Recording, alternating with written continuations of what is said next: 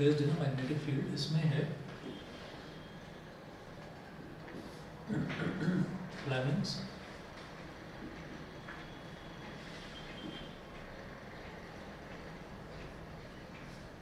Fleming's left hand rule. तो इसमें है एज पर Oersted experiment a current carrying wire exerts a mechanical force on a magnet and if the magnet is free to move this force can produce the motion in the magnet। अगर magnet free to move है तो जो current है वो current क्या करेगा, वो magnet को मूव तक करा सकता है, मतलब फोर्स प्रोड्यूस कर देगा वो उसमें। The reverse of this is also true, that is a magnet exerts a mechanical force on a current carrying wire and if the wire is free to move this force can produce motion in the wire. तो मतलब ये है कि अगर wire में motion produce कर दिया जाए तो मोशन से करंट प्रोड्यूस हो सकता है, या अगर मैग्नेटिक फील्ड के साथ साथ करंट हमारे पास हो तो वो जो मैग्नेटिक फील्ड है वो मोशन प्रोड्यूस कर सकता है। मैग्नेटिक फील्ड से मोशन प्रोड्यूस हो सकता है, मोशन से करंट प्रोड्यूस हो सकता है। तो यहाँ से ये समझ में आता है कि इन तीन चीज़ों में आपस में रिलेशन है।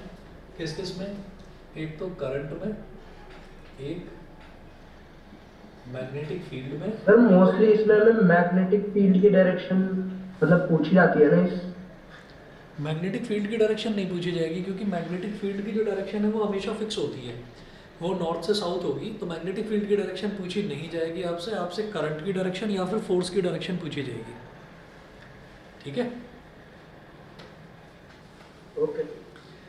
अब देखिएगा, दस when a current carrying conductor is placed in a magnetic field a mechanical force is exerted on the conductor which can make the conductor move, जिसकी वजह से कंडक्टर जो है वो मूव भी कर सकता है।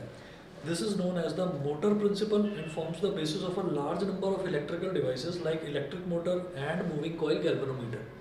तो यही जो प्रिंसिपल है कि जो फोर्स लगता है किसी भी करंट कैरिंग कंडक्टर पर, मतलब कोई भी कंडक्टर जिसमें करंट फ्लो कर रहा है, तो उस पर जो फोर्स लगेगा, तो यही जो कंसेप्ट है, यही बेसिस बनता है किस चीज़ का, इलेक्ट्रिक मोटर का या मूविंग कॉइल गैल्वेनोमीटर का। अच्छा, ना तो मोटर करना हमको, ना गैल्वेनोमीटर करना है। तो नेक्स्ट पेज पर आ जाइए, पेज नंबर 18। पेज नंबर 18 पर है Fleming's left hand rule for the direction of force. तो फ्लेमिंग का लेफ्ट हैंड रूल क्या है? फ्लेमिंग का लेफ्ट हैंड रूल ये है कि अगर मान लीजिए हमने अपनी फिंगर्स को इस तरीके से स्ट्रेच करा, फिंगर्स को इस तरीके से स्ट्रेच करा, तो ये जो थंब है, ये थंब तो हमें फोर्स की डायरेक्शन देगा, ये जो इंडेक्स फिंगर है ये मैग्नेटिक फील्ड की डायरेक्शन देगी, और ये जो सेंट्रल फिंगर है ये करंट की डायरेक्शन देगी। ठीक है ना। और याद करने का तरीका शायद पहले भी बताया था कि फादर, मदर और चिल्ड्रन। तो father, F for father, F for force, M for mother, M for magnetic field, C for children, C for current, इस तरह से होता है। तो इसमें कन्वेंशनली क्वेश्चन जो है वो कैसे बनेंगे? एक क्वेश्चन है bye convention, few important points. Page number 18 पर देखिए, few important points.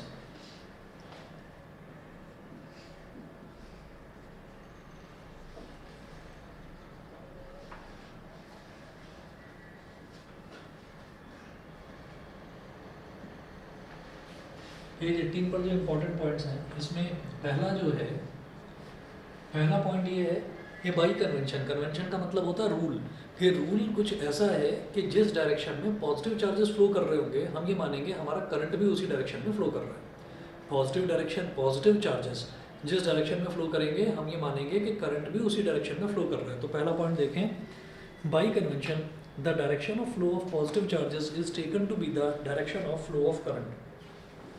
So, the direction in which the positively charged particles such as protons or alpha particles etc. move will be the direction of electric current। तो protons या फिर alpha particles, protons वाला generally question आता नहीं है, alpha particles वाला आ जाता है, क्योंकि प्रोटॉन्स को फ्री करवाना पॉसिबल नहीं होता। तो अल्फा पार्टिकल्स जो होते हैं वो पॉजिटिवली चार्ज हीलियम एटम को हम अल्फा पार्टिकल्स बोल देते हैं। तो अल्फा पार्टिकल्स जो हैं वो जिस डायरेक्शन में मूव करेंगे, हमें करंट का डायरेक्शन वही ले रहे हैं। ठीक है। उसके बाद सेकंड है, the direction of electric current is however taken to be opposite to the direction of flow of negative charges। तो जिस डायरेक्शन में नेगेटिव चार्जेस का फ्लो दे रखा हो, नेगेटिव चार्जेस जैसे कि इलेक्ट्रॉन्स, उनका फ्लो अगर किसी डायरेक्शन में दे रखा है, मान लीजिए लेफ्ट से और राइट की तरफ जा रहे हैं इलेक्ट्रॉन्स, तो जो करंट है, करंट उसके अपोजिट डायरेक्शन में फ्लो करेगा, यानी कि करंट राइट से लेफ्ट फ्लो करेगा। तो if we are given the direction of flow of electrons, then the direction of electric current will be taken as opposite to the direction of flow of electrons। तो current जो है, current's direction is same in which the positive charges flow. Current's direction is same in which the positive charges flow. तो जिस direction में positive charges flow करेंगे current का direction भी हमको वही लेना है. दूसरा,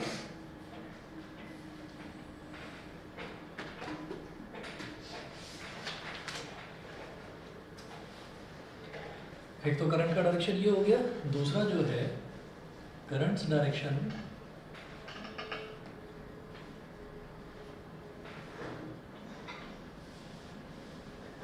is opposite, current's direction is opposite to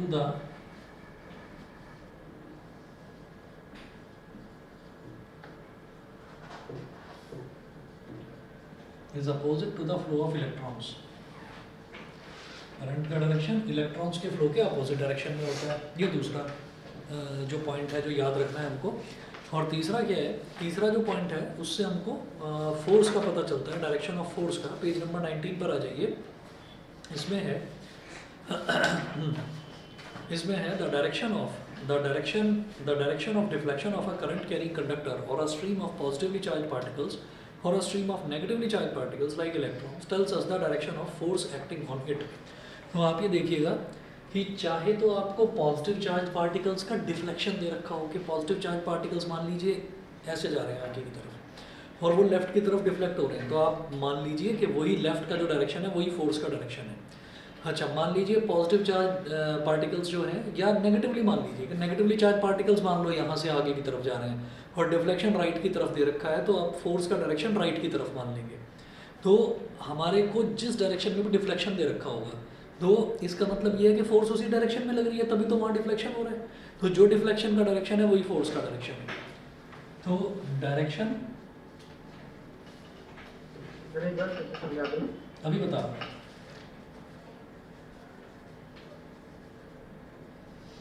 direction of deflection gives us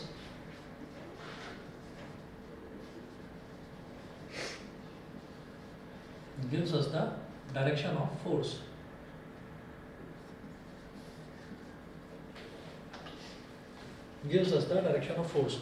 अभी देखिए इसमें ना ऐसा है कि जिस डायरेक्शन में भी आपका पॉजिटिवली चार्ज पार्टिकल्स जा रहे हैं या नेगेटिवली चार्ज पार्टिकल्स जा रहे हैं, किसी भी डायरेक्शन में जा रहे हैं. मान लीजिए मैंने कहा कि हमारा जो पॉजिटिवली चार्ज पार्टिकल्स हैं वो ऐसे जा रहे हैं, इस तरफ जा रहे हैं, ये क्वेश्चन में दे रखा होगा. ये पॉजिटिवली चार्ज पार्टिकल्स अगर ऐसे जा रहे हैं तो हम ये कहेंगे कि हमारा करंट भी इसी डायरेक्शन में फ्लो करेगा. पहली चीज़ तो ये है. दूसरा कि अगर नेगेटिवली चार्ज पार्टिकल्स इस डायरेक्शन में जा रहे हैं तो करंट का फ्लो उसके अपोजिट डायरेक्शन में होगा, तो करंट उसके अपोजिट डायरेक्शन में फ्लो करेगा. ये चीज़ है.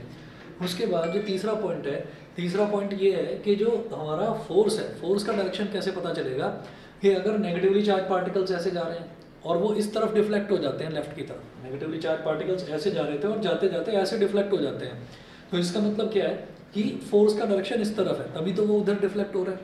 हम ये कहते हैं कि नहीं पॉजिटिवली चार्ज पार्टिकल्स हैं, पॉजिटिवली चार्ज पार्टिकल्स इस तरफ जा रहे हैं, ऐसे जा रहे हैं, यहाँ से हमारी से आगे की तरफ जा रहे हैं और वो इस तरफ डिफ्लेक्ट हो जाते हैं, तो भी फोर्स का डायरेक्शन यही होगा. तो फोर्स का डायरेक्शन सिर्फ और सिर्फ डिफ्लेक्शन पर डिपेंड करता है, वो पॉजिटिवली या नेगेटिव चार्ज पार्टिकल्स पर डिपेंड नहीं करता. चाहे पॉजिटिव चार्ज पार्टिकल्स हों, राइट की तरफ डिफ्लेक्ट हो रहे हो तो राइट की डायरेक्शन हमारे फोर्स की डायरेक्शन है. चाहे नेगेटिवली चार्ज पार्टिकल्स हों, अगर वो भी राइट की तरफ डिफ्लेक्ट हो रहे हैं तो हम ये कहेंगे कि फोर्स की डायरेक्शन राइट में ही होगी. तो जहाँ डिफ्लेक्शन वहाँ फोर्स, पहली चीज़. जहाँ पॉजिटिव चार्ज पार्टिकल्स उसी डायरेक्शन में करंट, जहाँ नेगेटिवली चार्ज पार्टिकल्स वहाँ उसके अपोजिट डायरेक्शन में करंट.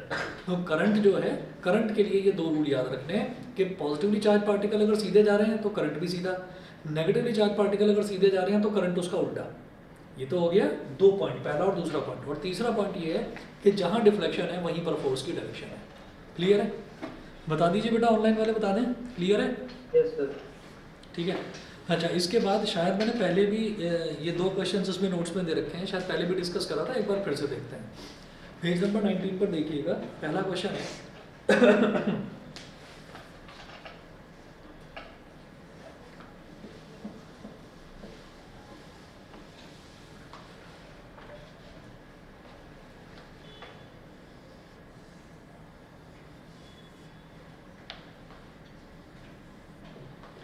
पहला क्वेश्चन है a stream of positively charged particles alpha particles moving towards west is deflected towards north by a magnetic field. A stream of positively charged particles, हमारे पास positively charged particles हैं, bracket में mention कर दिया alpha particles, उन्हीं को positively charge particles बोलते हैं. Moving towards waste, positively charge particles कहाँ जा रहे हैं? वेस्ट की डायरेक्शन में जा रहे हैं. अच्छा, एक चीज़ आपको शायद बताई होगी कि जब भी कभी मैप टंगा होता है इस तरीके से, अगर दीवार पर मैप टंगा हुआ है ऐसे, और यहाँ पर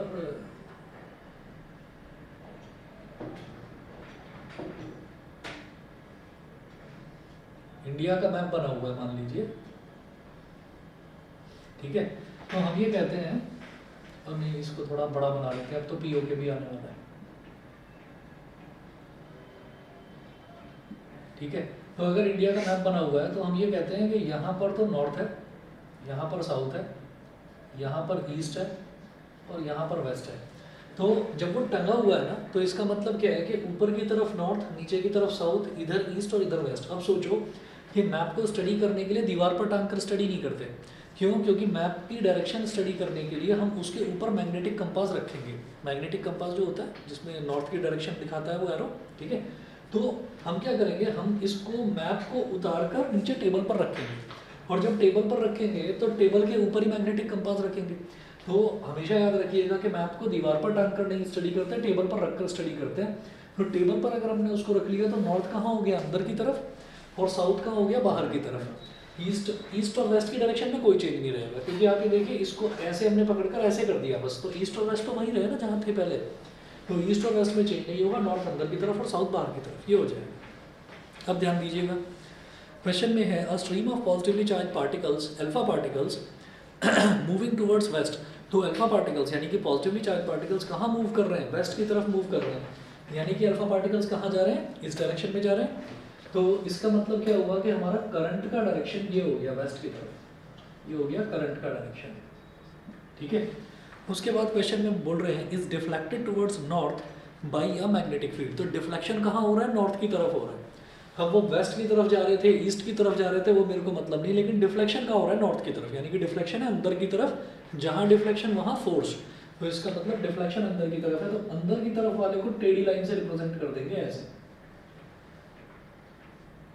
ऐसे दिखा देंगे. ये डायरेक्शन हो गई आपकी फोर्स की, ठीक है. अब यहाँ तक क्वेश्चन समझ में आ गया बेटा. ये दो चीजें दे रखी हैं आपको, फोर्स की डायरेक्शन दे रखी है, करंट की डायरेक्शन दे रखी है, दो डायरेक्शन दे रखी है. तो तीसरा पूछेंगे वो कहेंगे the direction of magnetic field is. अब वो डायरेक्शन पूछ रहे हैं मैग्नेटिक फील्ड की, चार ऑप्शन दे रखे हैं. ऑप्शन ए है टुवर्ड्स साउथ, ऑप्शन बी है टुवर्ड्स ईस्ट, ऑप्शन सी है डाउनवर्ड और ऑप्शन डी है अपवर्ड, ठीक है.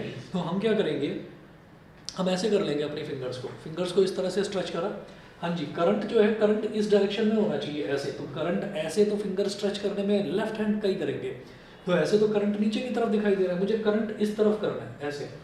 तो करंट को हमने ऐसे कर लिया, करंट को ऐसे कर लिया, करंट को ऐसे कर लिया, लेकिन जो थंब है वो अपवर्ड दिखाई दे रहा है. नहीं, थंब को अंदर की तरफ करना है, नॉर्थ की डायरेक्शन में. तो करंट को ऐसे ही रखते हुए थंब को अंदर की तरफ कर लो. थंब अंदर हो गया, थंब अंदर हो गया. थंब अंदर का मतलब फोर्स अंदर की तरफ, और करंट इस तरफ. तो इंडेक्स फिंगर कहाँ? ऊपर की तरफ. तो इसका मतलब मैग्नेटिक फील्ड का डायरेक्शन अपवर्ड होता है. Magnetic field is upward.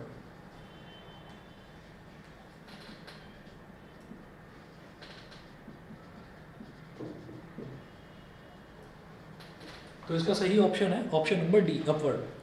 बताइए जी, क्लियर है सभी को? ऑनलाइन वाले बच्चे दोनों, आदित्य, आर्या, अपूर्व, आयुष्मान, अंशुल, क्लियर है? सौम्या, वंश, समझ गए? Yes sir. ठीक है, चलिए जी. तो अगला क्वेश्चन देखते हैं. नेक्स्ट क्वेश्चन भी इसी पर है, फ्लेमिंग के लेफ्ट हैंड रूल पर. तो ये थोड़ा सा कंसेप्चुअल क्वेश्चन है, सोचने वाला. ऐसे क्वेश्चन आ जाते हैं. एक और क्वेश्चन देखते हैं. इसमें है think you are sitting in a chamber with your back to one wall. आप सोचिए कि आप एक चैम्बर में बैठे हैं. चैम्बर मतलब एक रूम है, आप उसमें बैठे हुए हैं. With your back to one wall, तो हमने मान लिया कि हम ऐसे बैठे हुए हैं और हमारी जो बैक है वो इस पीछे वाली वॉल की तरफ है, ठीक है. तो उसके बाद वो बोलते हैं an electron beam moving horizontally from back wall towards the front wall. एक इलेक्ट्रॉन बीम है जो हॉरिजॉन्टली मूव कर रही है, कैसे? बैक वॉल से फ्रंट वॉल की तरफ. इलेक्ट्रॉन बीम बैक वॉल से फ्रंट वॉल की तरफ आ रही है. ठीक है, तो इसका मतलब क्या हो गया कि जो करंट का डायरेक्शन है, जब इलेक्ट्रॉन बीम बैक से और फ्रंट की तरफ जा रही है तो करंट का डायरेक्शन क्या हो गया, फ्रंट से हमारी तरफ, फ्रंट से हमारी तरफ। तो मान लीजिए कि करंट का डायरेक्शन तो हमारी तरफ हो गया, तो हमको ये जो सेंट्रल फिंगर है, सेंट्रल फिंगर को अपनी तरफ कर लेना है। ठीक है, बाकी को कुछ भी मूव करते रहे, सेंट्रल फिंगर हमारी तरफ रहेगी। क्यों? क्योंकि इलेक्ट्रॉन बीम ऐसे जा रहा है तो करंट हमारी तरफ आएगा। उसके बाद देखिए, an electron beam moving horizontally from backward towards the front wall is deflected by a strong magnetic field to your right side। तो जो डिफ्लेक्शन हो रहा है वो कहाँ हो रहा है, राइट साइड की तरफ हो रहा है। ठीक है, राइट साइड की तरफ डिफ्लेक्शन हो रहा है। वो कह रहे हैं what is the direction of magnetic field, आपको मैग्नेटिक फील्ड की डायरेक्शन बतानी है। तो जब करंट तो हमारी तरफ आ रहा है, करंट हमारी तरफ आ रहा है, और डिफ्लेक्शन यानी कि फोर्स की डायरेक्शन क्या है, राइटवर्ड। तो इसको ऐसे घुमाते हुए थंब को राइट की तरफ कर दो, तो थंब राइट की तरफ और करंट ये सेंट्रल फिंगर ये हमारी तरफ। तो जो इंडेक्स फिंगर है वो नीचे की तरफ, यानी कि मैग्नेटिक फील्ड कहाँ हो गया, डाउन गया। ठीक है ना। तो जो नेक्स्ट क्वेश्चन था, ये तो क्वेश्चन नंबर 1 का था। क्वेश्चन नंबर 2 का मैग्नेटिक फील्ड डाउनवर्ड्स।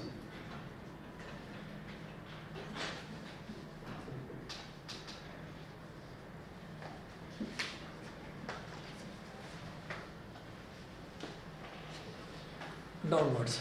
अच्छा, इसके बाद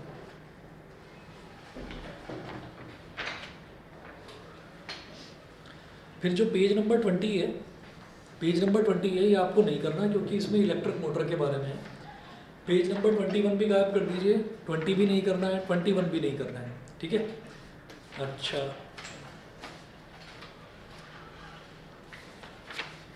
पेज नंबर 22 भी नहीं करना है। फिर पेज नंबर 23 पर है इलेक्ट्रोमैग्नेटिक इंडक्शन, इलेक्ट्रोमैग्नेटिक इंडक्शन भी नहीं करना है। 24 पर भी इलेक्ट्रोमैग्नेटिक इंडक्शन है, 24 भी कैंसिल नहीं करना, 25 भी नहीं करना है। और 26 में मुझे सिर्फ ऊपर वाले 2 पॉइंट्स करने हैं, direct current and alternating current. Syllabus में दे रखा है कि आपको डायरेक्ट करंट और ऑल्टरनेटिंग करंट क्या क्या होता है, इन दोनों में डिफरेंस पता होना चाहिए। तो डीसी और एसी वो करना है। पेज 26 भेज दीजिए, मेरे पास नहीं है। यस सर, 26 पेज है ही नहीं। 25 के बाद नहीं अच्छा, है। 25 के बाद नहीं है, ठीक है, मैं भेजता हूँ अभी।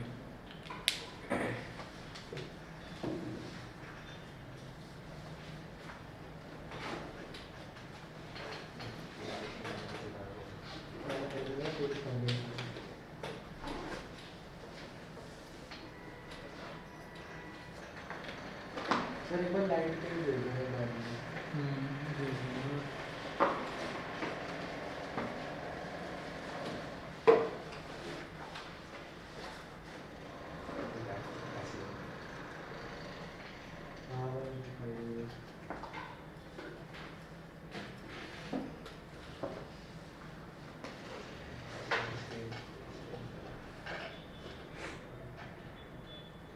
अच्छा, मेरे पास भी इसमें फ़ोन में 25 तक है। ठीक है, कोई नहीं, मैं भेजता हूँ।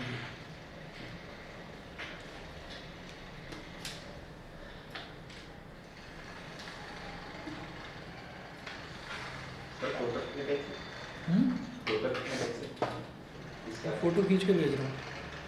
हाँ जी, 2 मिनट वेट करिए सभी, अभी भेजता हूँ।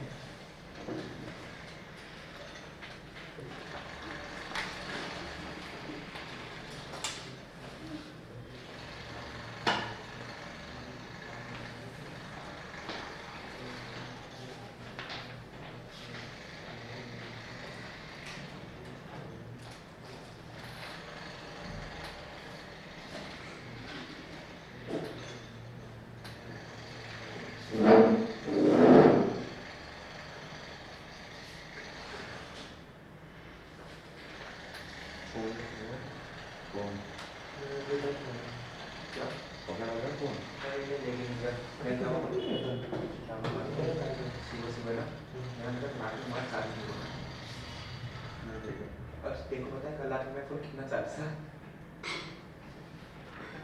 1% चार्ज था, 28% मतलब होने का नहीं बाकी था, 30 होगा, फिर यूज़ किया 28% में सोने का चार्ज लगा हो गया।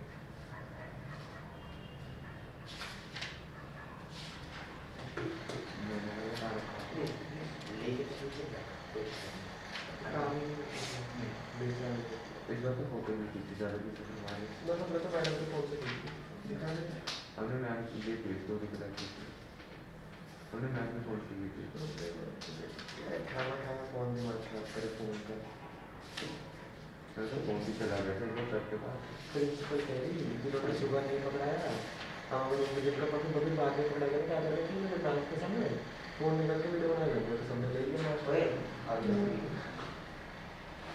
कब की तो पुरानी की मेरे को 5 अगर गूगल पर कुछ मिली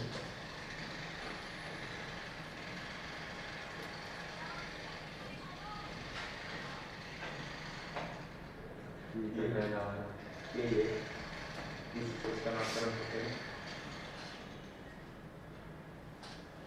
मुझे वो है तो टिकट में रख लिया था फोन तो उसने बोला कि जिन्होंने फोन ले लिए हैं कल सुबह अब उनको नवा पे ले लेंगे बच्चे लोग का तो बस जाए तो बच्चे की है हमारा वो तो बच्चे बस जाए कर दी थी क्या बस जाए के अंदर गई थी हाँ रखो कैसे मेरे भाई कैसे वो है तो उन लोग का बस वालों का चेकिंग हुआ जो सेट वाले ना चल पाया मेरा चेकिंग मेरा 2 का चेकिंग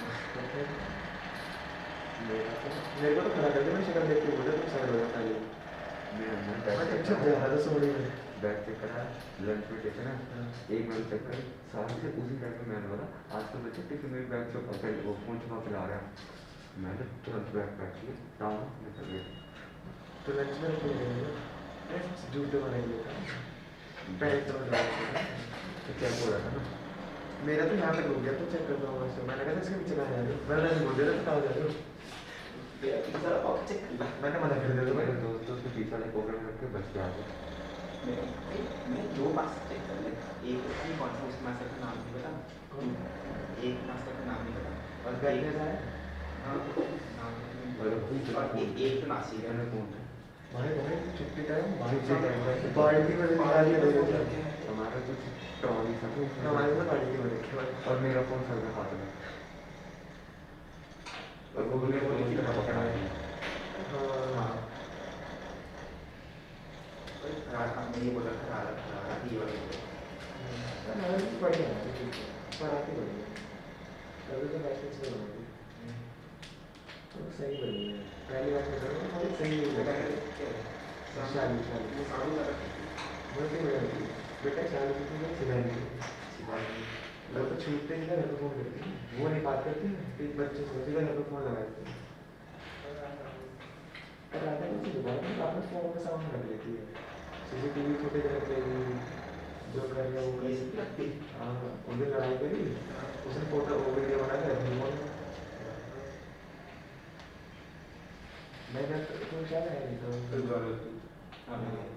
मैंने जो गाना लिखा था ना फोटो खींच ली मैंने उसको पढ़ा मैं कह रही 10 मिनट में ऐसा गाना लिखे सब ठीक आज बैठा बड़ा भाई बड़े लगे गुलाबी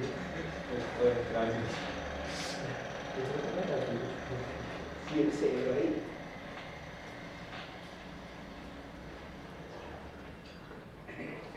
एक काली हाँ आगे ऊपर वाले फ्लोर सबसे उन्हें क्या करता है एक फोटो दरवाजा बंद कर दिया अब वो बाहर चला रहा है अंदर अगले वो फोटो है बात बंद कर दिया बाबा बहुत बजे सुना ही ना था मैंने देखा कि समझा लो उसे मैं कैसे बात कर रहा था उसे हम रखे हमारे किसी पूछे ना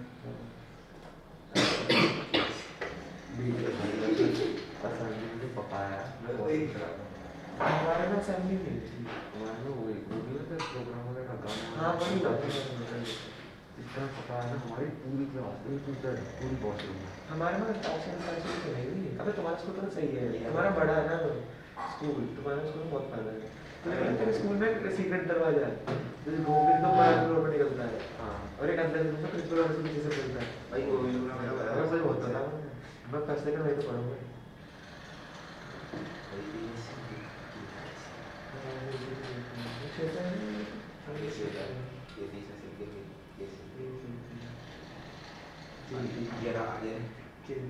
भाई वाले घूम लेता मैं तो नहीं हंसी हो गया था एक स्वामी की फोटो पोस्ट किया ये क्या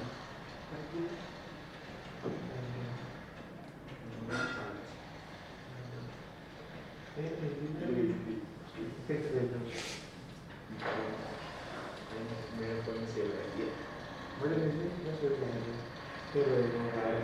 कैमरे के साथ फोटो खिंचा रहा था क्लास में वो मैम की टेबल पे थी उसका करा सेल्फी कैमरा इधर ये मतलब हमारा सेल्फ स्टिक ही है। हाँ मैं भी नहीं कर सकता सेल्फी तू तेरी तरह ही होगी पतला तो लंबा है पतला तो लंबा सा व्हाट्सएप पे शेयर करूँ? नहीं नहीं तो वही ठीक है, वही ठीक है। इंस्टाग्राम पे शेयर करके शेयर ऊपर व्हाट्सएप पर आगे मैंने मेरा भी इंस्टाग्राम पे छोड़ दे व्हाट्सएप मैं भी इंस्टाग्राम से सकता हूँ। मैं तो डायरेक्ट नहीं चीज़ देता हूँ मैं नहीं बोलता क्या है फोटो भी बोलता हूँ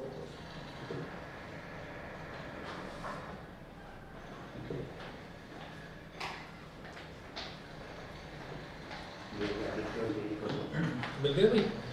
Yes, sir। ठीक है, चलिए इसमें से काफ़ी कम है जो हमारे काम का है, क्योंकि बहुत सारी चीज़ें जो है ना वो सिलेबस में है नहीं। पहले हुआ करती थी तो तभी के नोट्स बना रखे हैं ये, अभी इसी साल कम करा है इन्होंने सिलेबस। सर तो देखिए पेज नंबर 26 कौन से पर, साथ है इन लोग से? हाँ इन लोग साथ 2016 में बनाए थे। उसके बाद देखिएगा पेज नंबर 26 पर है direct current and alternating current. तो अब जो हमने लास्ट में जो क्वेश्चन करा है वो करा है पेज नंबर 19 पर। सर 35 तक नहीं करते थे बता रहा हूँ एक मिनट रुको। हाँ पेज नंबर 19 के बाद से पेज नंबर 20 पूरा कट, 21, 22, 23, 24, 25 ये पूरी तरीके से काट दीजिए। पेज नंबर 20 से लेकर 25 तक ये नहीं करनी। फिर पेज नंबर 26 पर है direct current and alternating current. तो डायरेक्ट करंट पहला देखिए, if the current flows in one direction only it is called a direct current. अगर करंट सिर्फ एक ही डायरेक्शन में फ्लो करता है तो उसको डायरेक्ट करंट हम बोलते हैं। दूसरा पॉइंट है, if the current reverses direction after equal intervals of time it is called alternating current. अगर करंट जो है इक्वल इंटरवल्स ऑफ टाइम के बाद अपनी डायरेक्शन को रिवर्स कर रहा है then it is called alternating current. अब इसको समझने का एक तरीका है, देखिएगा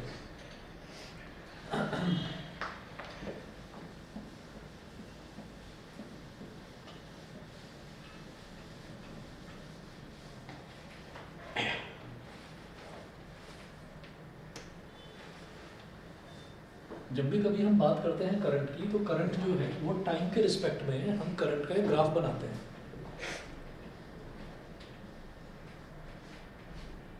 तो इधर करंट ले लिया आई और इधर एक्स एक्सिस पर ले लिया टाइम टी।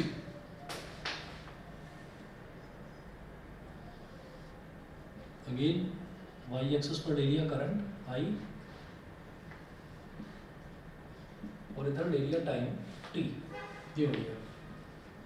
तो जब मैं डायरेक्ट करंट की बात करूंगा तो डायरेक्ट करंट का graph will be like this.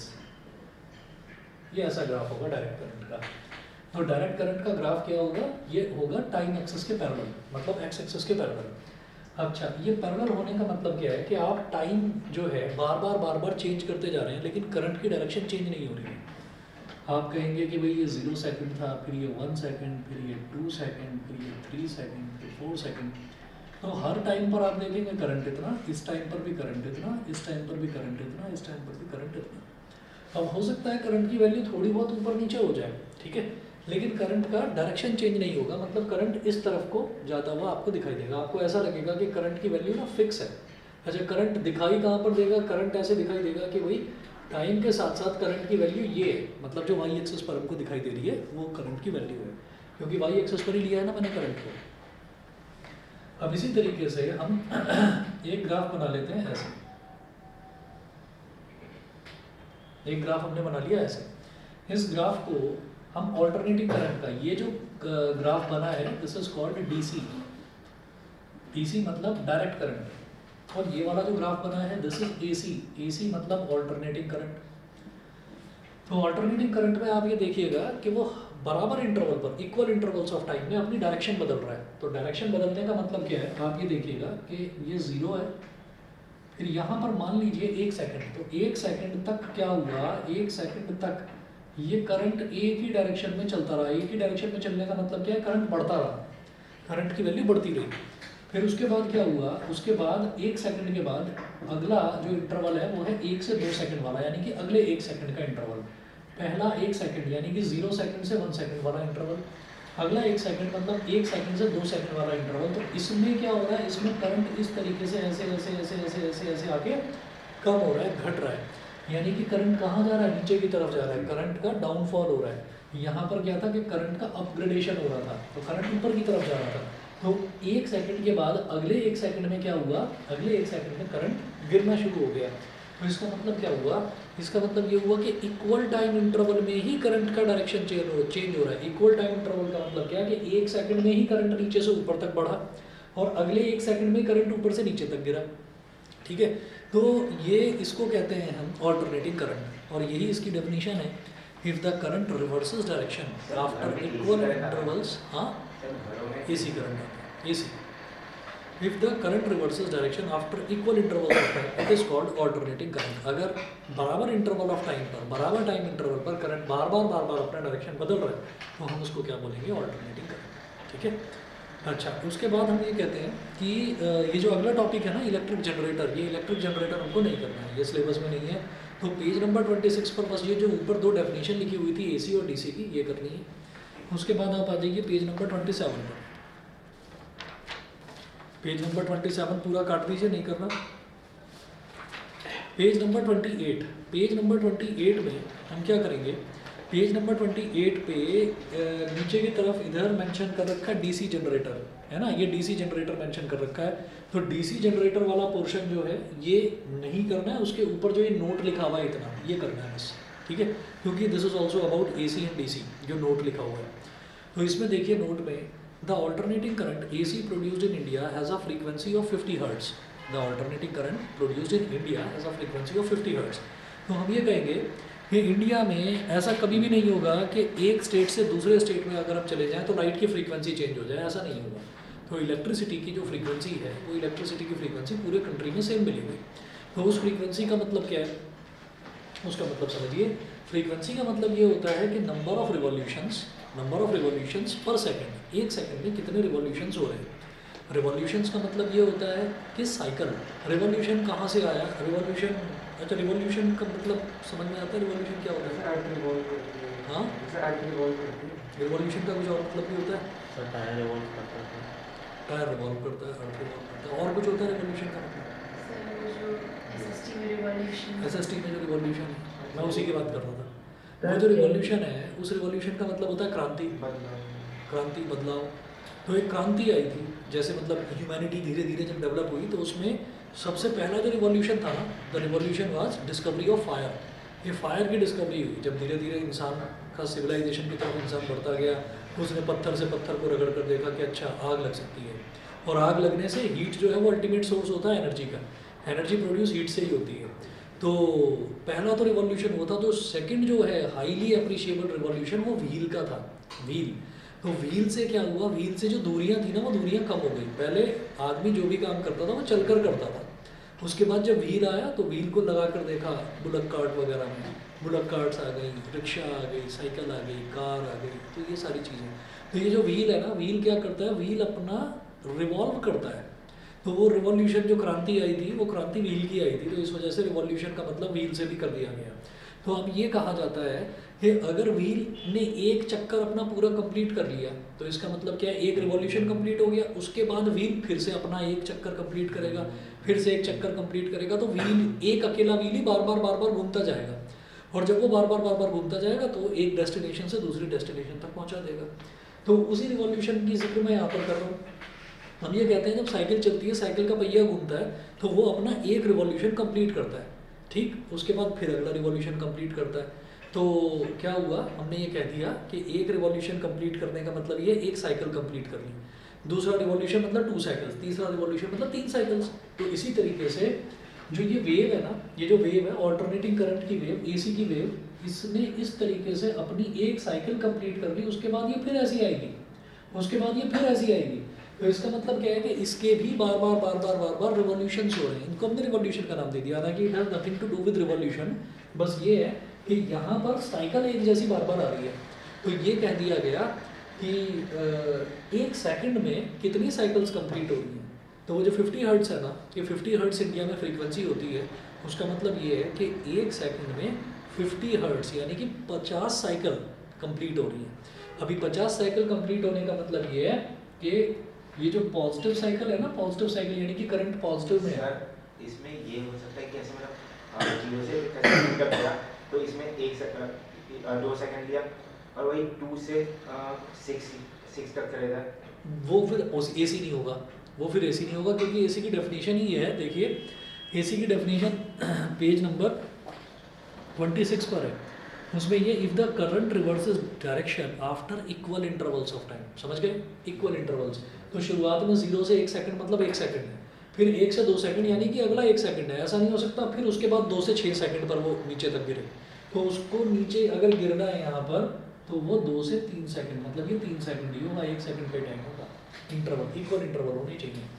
तो हम ये कहते हैं कि अगर ट्यूबलाइट की बात करें तो ट्यूबलाइट जो है उसमें यहाँ से यहाँ तक आपको एक्स एक्सिस के ऊपर पॉजिटिव साइड में आपको करंट दिखाई दे रहा है। तो इसका मतलब क्या हो गया कि करंट आपका पॉजिटिव है, और यहाँ पर क्या दिखाई दे रहा है कि करंट नेगेटिव है। इसका मतलब क्या है कि इतनी देर के लिए वो बंद रहेगा, ठीक। तो इतनी देर के लिए बल्ब ऑन रहा, इतनी देर के लिए बल्ब ऑफ रहा, on off on off on off. इसका मतलब क्या है 50 हर्ट्ज फ्रीक्वेंसी है। तो 1 सेकंड के अंदर 50 ऐसी साइकिल जो है ना वो 1 सेकंड के अंदर मतलब सबमर्ज्ड है, उसके अंदर समाई हुई है पूरी की पूरी 50 साइकिल्स। तो 50 साइकिल में क्या होगा, 50 ये होंगे अपवर्ड पोर्शन, इनको क्रेस्ट बोलते हैं, डाउनवर्ड पोर्शन को ट्रफ बोलते हैं। तो 50 ऊपर वाले पोर्शन होंगे, 50 नीचे वाले पोर्शन होंगे। इसका मतलब 1 सेकंड में 50 बार बल्ब ऑन होगा, 50 बार बल्ब ऑफ होगा, ठीक है। लेकिन उसका एलिमेंट जब एक बार ग्लो करने लगता है तो वो ऐसा है कि आपने साइकिल पर एक पैडल मारा, एक पैडल मारने के बाद जब आप रुक जाते हैं, आपने पैडल नहीं मारा या आपने व्हील को मतलब आपने वो जो घुमाने वाला वो जो पैडल मारने वाला सिस्टम है उसको आपने उल्टा घुमाया, तो क्या साइकिल उल्टी चलने लगती है? साइकिल तो इनर्शिया की वजह से आगे ही जाती है ना। तो वही चीज़ है कि इसमें लाइट का इनर्शिया का काम होता है कि अगर बल्ब ऑन हो गया है तो ऑन होने की वजह से जैसे ही फिर वो बंद हुआ, बंद होने के बाद तुरंत फिर ऑन हो गया, फिर उसको एनर्जी मिल गई, फिर बंद हुआ, फिर ऑन हो गया। अभी भी ये बल्ब ऑन ऑफ होता है, ऑन ऑफ हो रहा है, ट्यूबलाइट अभी भी ऑन ऑफ हो रही है, लैपटॉप भी ऑन ऑफ हो रहा है। तो अब ये होता क्यों है? हम ये कहते हैं कि यार ये ऑन ऑफ वाला सिस्टम ही नहीं होना चाहिए। तो ये ऑन ऑफ वाला सिस्टम ज़रूरी क्यों है? ये ऑन ऑफ वाला सिस्टम जान बचाने के लिए ज़रूरी है। क्योंकि सोचिएगा कि अगर घर में डायरेक्ट करंट आ जाए और डायरेक्ट करंट को गलती से आपने लाइव वायर को छू लिया, तो अगर आपने लाइव वायर को छू लिया तो फिर आपका हाथ छुड़ाना मुश्किल हो जाएगा। वो तभी हाथ छुड़ा पाओगे जब उसको कोई स्विच ऑफ कर दे। सर निकोला टेस्ला ने जो बनाया था डीसी से ही, वो वाला अप्लायंसेस में क्यों नहीं होता था? डीसी से क्या बनाया था? डीसी के मतलब वो डायरेक्ट करंट के अप्लायंसेस बनाए थे ना? डायरेक्ट करंट से क्या बनाया था? डायरेक्ट करंट यूज होने वाले अप्लायंसेस बनाए थे उसमें से। नहीं, तो डायरेक्ट करंट घरों में जो है ना, डायरेक्ट करंट तो हर जगह यूज़ होता है, लेकिन घरों में स्पेशली उसको अल्टरनेटिव करंट में कन्वर्ट कर दिया जाता है। सर मतलब हम लोग डायरेक्ट करंट यूज कर सकते हैं लेकिन करते नहीं है। और डायरेक्ट करंट यूज़ होता है, किस में यूज़ होता है? जो आपका रिमोट है, रिमोट की सेल में जो ये आपकी बैटरी है इसकी वॉच की बैटरी में डायरेक्ट करंट, क्योंकि इसमें ऑल्टरनेटिंग करंट यूज़ करने लगे ना तो घड़ी का टाइम ही धीरे धीरे कम हो जाएगा, ठीक है ना। तो यहाँ पर घरों में ऑल्टरनेटिंग करंट इस वजह से यूज़ करा जाता है कि यहाँ पर करंट की वैल्यू अभी पॉजिटिव है, तो ये वो वाला टाइम है जब आपको झटका लगा, ठीक है। और फिर जैसे ही इस जगह पर देखा तो करंट जीरो हो गया, तो जीरो आते ही आपकी बॉडी के अंदर एक टेंडेंसी होती है, कंट्रोल एंड कोऑर्डिनेशन में एक टॉपिक पढ़ा था, रिफ्लेक्स एक्शन। तो रिफ्लेक्स एक्शन क्या कहता है कि हम खुद को बचाने की कोशिश करते हैं। कभी भी कोई भी इमरजेंसी हो जाती है, किसी ने बॉल उछाली हमारी तरफ, हाथ अपने आप ऐसे हो जाता है, ठीक है। तो ये क्या है? ये रिफ्लेक्स एक्शन है। तो करंट लगा अगर हाथ में तो हाथ की मसल्स अपने आप को पीछे खींचेंगी, लेकिन जब तक करंट है तब तक खींच नहीं पाएगी। और जैसे ही करंट जीरो हुआ तुरंत आपने ऐसे करा, करंट ने भी आपके हाथ को छोड़ दिया, आपका हाथ पीछे झटका लग गया। वो थोड़ी देर तक दर्द वर्द होता है, कई बार ऐसा होता है कि करंट की इंटेंसिटी ज़्यादा है, 2-3 घंटे तक दर्द रहेगा। हाथ कल चिपक कैसे जाता है? वो चिपकता है यहाँ पर डायरेक्ट करंट में। सर छुड़ा क्यों नहीं पाता? छुड़ा इस वजह से नहीं पाते क्योंकि कोई समझदार व्यक्ति पीछे से आके उसको बंद नहीं करता, ठीक है। कुछ लोग डंडा और मारने लगते हैं, डंडा मारो छुड़ा दो। सर ये जो लाइट ऑन ऑफ होती रहती है, अगर स्लो जब बनाए हाँ मोशन वीडियो तो उसमें दिखाई देगा, उसमें दिखाई देगा। सर तो मतलब स्लोमो में जो लाइट मतलब वो होता है इसी वजह से होता है। इसमें स्लोमो में बहुत बार रिकॉर्ड करते हैं तो वो बीच में लाइनिंग टाइप वो इस वजह से ही आती है, वो इसी वजह से आती है। और मैं यही चीज़ आपको भी बताने वाला था कि कई बार आप ऐसे देखिए कि जैसे कोई वीडियो है और कोई वीडियो ऐसी है आपके पास कि आपने वीडियो बना रखी है, उसमें कोई बंदा डाइव कर रहा है, स्विमिंग पूल में छलांग लगा रहा है ऊपर से। अब आपने क्या करा, आपने उस वीडियो को कि नहीं मैं ये देखना चाहता हूँ कि इसने कितनी बार ये घूमकर और फिर पानी के अंदर गया है, तो उस वीडियो को ना लोग स्लो करने लगते हैं कि स्लो स्लो स्लो स्लो। जब स्लो करने लगते हैं तो आपको जो वो लाइट है ना उसकी फिर वो ब्लिंक होती हुई दिखाई देती है। वो ब्लिंक होती हुई इसी वजह से दिखाई देती है, हाँ ये थोड़ा बहुत ब्लिंकिंग दिखाई देती है। वो डिपेंड करता है कि कितना डिग्री आप इसको स्लो मोशन में कन्वर्ट कर सकते हैं, वो कैमरा की उस पर भी डिपेंड करता है, क्वालिटी पर। फ़ैन को भी अगर आप देखें तो फ़ैन जब घूमता है ना, तो फ़ैन जब घूमता है आप नीचे लेट कर फ़ैन को देख रहे हो, एक नंबर पर चल रहा है तो आपको वो सर्कल सा नज़र आता है कि सर्कल है। लेकिन आप उसको पलकों को बार बार ऐसे झपक कर देखिएगा तो आपको पंखड़ियाँ उसकी सब अलग अलग नज़र आएंगी। तो वो वही चीज़ है कि उधर तो वो भी ऑन ऑफ हो रहा है, इधर आपने अपनी आंखों को भी ऑन ऑफ करना शुरू कर दिया कि मैं तुम भी इंस्टेंटली करंट दे रहे हो, मैं भी इंस्टेंटली देखूंगा, तो फिर आपको वो टुकड़ों में ऐसे ऐसे ऐसे ऐसे चलता हुआ नज़र आएगा। कभी करके देख लेना, गर्मियों में, अभी मत करना, अभी इस प्रैक्टिकल के चक्कर में तबीयत ही ख़राब करवा लो। तो ऑल्टरनेटिंग करंट बार बार अपनी डायरेक्शन बदलता है। हम आते हैं अब पेज नंबर 28 पर अगेन। सर एलिमिनेटर सर कैसे कन्वर्ट कर देता है डीसी से एसी में? उसका एक पूरा कॉन्सेप्ट है, उसको एलिमिनेटर नहीं इन्वर्टर बोलते हैं। सर हमारे उसमें से एलिमिनेटर बोल रहा है। एलिमिनेटर का मतलब होता है किसी भी चीज़ को ख़त्म कर देना, मैनेज कर देना, तो इन्वर्टर बोला होगा शायद। सर लाभ में सर एलिमिनेटर पूरा लीवर करेगा। चलिए अब देखिएगा, the alternating current produced in India has a frequency of 50 hertz. तो 50 हर्ट्ज का मतलब है coil is rotated at the rate of 50 revolutions पर second. If one revolution current reverses its direction 2 times, so in 50 revolutions current reverses its direction 100 times. मैंने बताया ना 50 बार bulb on होता है, 50 बार बल्ब ऑफ होता है, तो टोटल कितने टाइम्स हो गए जब करंट ने अपनी डायरेक्शन को बदला? 100 टाइम्स। तो in one revolution current reverses its direction 100 times. फिर देखिए 10 AC supply in India reverses its direction 100 times in 1 second. तो AC produced in India reverses its direction every 1/100 second. ठीक है, तो ये करना है आपको। इसके बाद जो DC जनरेटर है ये पोर्शन छोड़ दीजिए, नहीं करना। उसके बाद page number 29 construction and working, इसकी काट दीजिए, ये भी नहीं करना। फिर page number 30 coil is of insulator में गैल्वेनोमीटर, ये भी नहीं करना। पेज नंबर 31 पर आ जाइए, लास्ट टॉपिक है इस चैप्टर का, डोमेस्टिक इलेक्ट्रिक सर्किट। ये करना है, ये मेंशन कर रखा है, डोमेस्टिक इलेक्ट्रिक सर्किट और डोमेस्टिक वायरिंग। अब देखिएगा इसमें क्या है, 31 है क्या? हाँ पेज नंबर 31 भी है, 32 भी है, 31 और 32 पूरा है।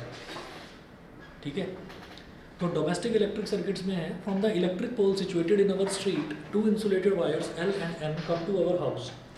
One of these wires is called live wire and it is at a high potential of 220 volt, whereas the other wire is called neutral wire and it is at ground potential 0 volt. तो दो wire आते हैं जो मतलब घर के बाहर गली में जो एक इलेक्ट्रिक पोल लगा हुआ है वहाँ से जो वायर आते हैं घर के अंदर, वो दो मोटे मोटे वायर आते हैं। एक लाइव वायर होता है, खतरनाक वायर है ना, वो रेड कलर का होता है कि खतरा है भाई बच के रहो। एक न्यूट्रल वायर होता है, उसको बोल देते हैं न्यूट्रल, इस वजह से बोलते हैं क्योंकि उसका जो पोटेंशियल है वो 0 वोल्ट पर होता है, वो ब्लैक कलर का होता है। It is very important to note that along with the live wire and the neutral wire, a third wire called earth wire also goes to our houses. एक तीसरा वायर भी जाता है, उसको हम क्या बोल देते हैं? Earth wire.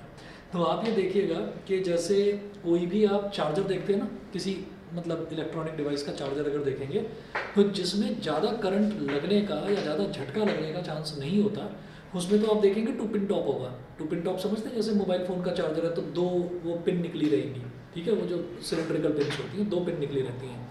लेकिन अगर हम बात करेंगे लैपटॉप के चार्जर की या हम बात करेंगे फ्रिज के केबल की या AC के केबल की, तो उसमें 3 पिन्स निकले रहते हैं कि अगर करंट लग गया उसका करंट का झटका भी इतनी तेज होगा कि वो कुछ ना कुछ नुकसान पहुंचा देगा आपको, हाथ में या पैर में जहाँ पर भी टच होगा नुकसान पहुंचा देगा। तो इस वजह से उसमें एक वायर और लगाई जाती है, अर्थ वायर। अर्थ वायर का मतलब ये है कि अगर गलती से आपने दोनों वायर्स को टच कर दिया और उसको गलती से हाथ से टच कर दिया, तो अर्थ वायर जितना भी करंट है उस करंट को एब्जॉर्ब करके सारा ग्राउंड की तरफ भेज देगी, तो उसको अर्थ बोल देते हैं, अर्थ वायर बोल देते हैं। तो 3 तरीके की वायर होती हैं, एक लाइव वायर, एक न्यूट्रल वायर और एक earth wire. In order to distinguish between the live wire, neutral wire and earth wire, the wire having red plastic covering is made live wire, जो रेड कलर की होती है उसको live wire बोलते हैं। The wire having black plastic covering is made neutral wire and the wire having green plastic covering is made earth wire. जो green colour की wire होती है उसको हम अर्थ वायर बोल देते हैं। तो इतना कर लीजिए भाई, फिर आपका थोड़ा सा ही बचता है इसमें। अर्थ वायर है, शॉर्ट सर्किटिंग और ओवरलोडिंग, ठीक। तो अगली क्लास में एक काम करूँगा, कल की क्लास में पहले इसको 10-15 मिनट लगेंगे बस, ये करवा के और फिर आगे मैथ्स का कर लेंगे कल, ठीक है। सर ये जो 3 वायर्स होते हैं इनमें मटेरियल का डिफरेंस है? नहीं, मटेरियल तो सेम रहेगा। ये वायर तो तीनों के तीनों कॉपर के ही होते हैं, लेकिन बस उतना ना कोटिंग अलग अलग करी जाती है। एक जो है वो 220 वोल्ट के पोटेंशियल से कनेक्ट करा अर्थ जाता वायर में भी करंट नहीं है है। ना? हाँ, अर्थ वायर में भी करंट नहीं होता। करंट होता है अर्थ वायर में, लेकिन वो करंट जो है वो सीधा का सीधा ग्राउंड की तरफ उसको शिफ्ट कर दिया जाता है। ग्राउंड यानी कि अर्थ की तरफ शिफ्ट कर दिया घर जाता में तो अर्थिंग होती है ना पहले? हाँ। घर में भी अर्थिंग होती है ना? है। सब जगह अर्थिंग होती है, वो अर्थिंग बहुत ज़रूरी है। नहीं तो कई बार ऐसा होता है दीवार में ही करंट आ गया, कि दीवार में मान लो कहीं कोई टूट फूट हो रही थी और वहाँ चूहे ने आकर वायर को उतर दिया और वो वायर जो है वो दीवार को टच कर रहा है। तो जो जिप्सम है ना, जिससे सीमेंट बनता है, वो जो जिप्सम है, वो जिप्सम भी कई बार जो है सर्दियों में खास तौर पर वो कंडक्शन करने लगता है, क्योंकि उसमें भी छोटे छोटे क्रिस्टल्स होते हैं जो कंडक्शन करते हैं। और सर्दियों में क्या होता है कि दीवारें भी थोड़ा थोड़ा मॉइस्चर एब्जॉर्ब करती हैं, और जब वो मॉइस्चर एब्जॉर्ब करती हैं तो करंट लग सकता है। वो देखा नहीं, वो हैवल्स के वायरिंग का ऐड आता है, एक बंदा वो बेल बजाता है, उसके बाल खड़े हो जाते हैं करंट की वजह से, तो वही वाली चीज़ है। चलिए आज इतना ही करते हैं। अच्छा, मैं ना ट्राइंगल्स का रिवीजन करवाऊंगा दूसरे वाले बैच में, अगर किसी बच्चे को करना हो तो कर लेना। और दूसरा भाई हाँ, आप दोनों आप मास्क लगा कर आना शुरू करो, ठीक है। सर मैं बहुत जल्दी में आई थी आपकी। सर ये टेस्ट का फ्लेवर बना दो। अरे मेरा तो मास्क ही खो गया, मुझे मास्क ढूंढना पड़ेगा। मास्क कहाँ गया, कब लगाया था? सर मेरे पास 3:15 पे आ गया है। हाँ जी बोलिए। टेस्ट फ्लेवर बता दो, टेस्ट कर आप लेने वाले हो ना। अच्छा अभी भेज रहा हूँ, 2 मिनट रुको, अभी भेज रहा हूँ, ठीक है। Sorry sir. नहीं कोई नहीं। सर एक बार रियल नंबर का भी रिवीजन करवा दीजिए, मैंने अच्छा चलो ठीक है, कल कराता हूँ। Okay sir. ठीक है, मेरे को मैसेज ड्रॉप कर देना, मैं कल करा दूँगा real. Okay sir. Okay thank you sir. Okay thank you sir. Okay.